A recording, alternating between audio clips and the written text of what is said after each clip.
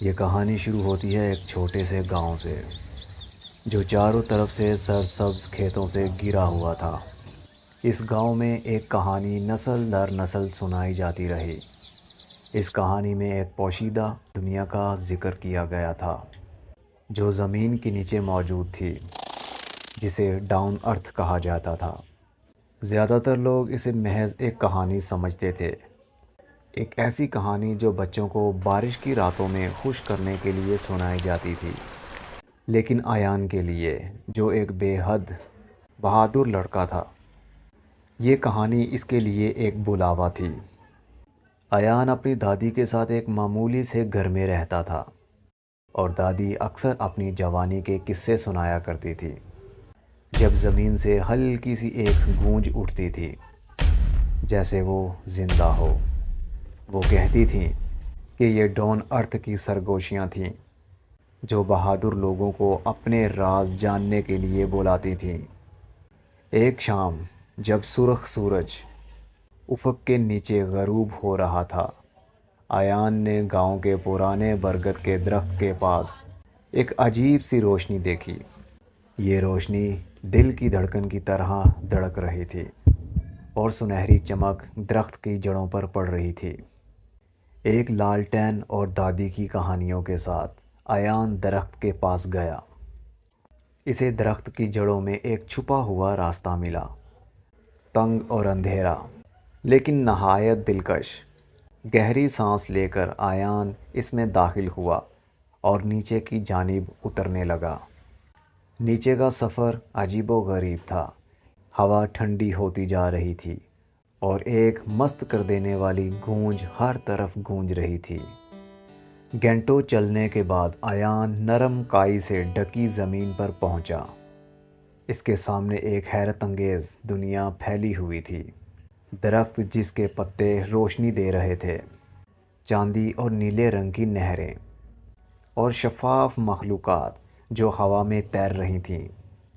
Down ارتھ زندہ تھی، اور زمین کے اوپر کی دنیا سے بالکل مختلف۔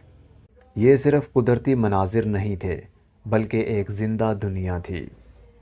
زمین ہلکی ہلکی دھڑک رہی تھی، اور ایان کی دل کی دھڑکن اس سے میل کھا رہی تھی۔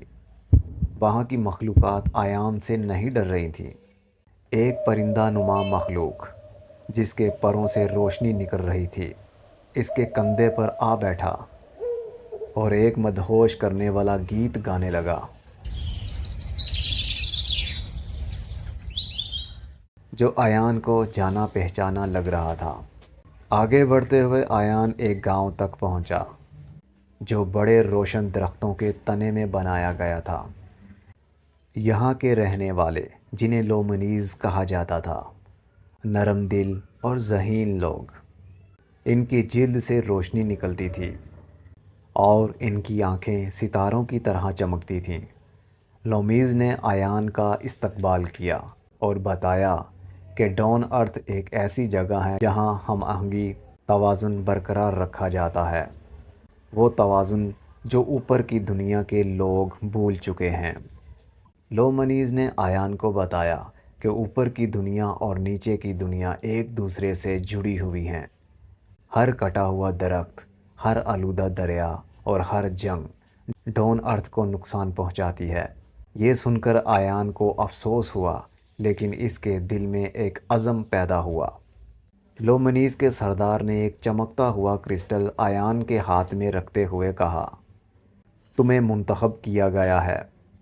تمہیں ہماری دنیا کی آواز اوپر کی دنیا تک پہنچانی ہوگی۔ اپنے لوگوں کو بتاؤ کہ وہ کیا کھو رہے ہیں، اور انہیں توازن بحال کرنے کے لیے قائل کرو۔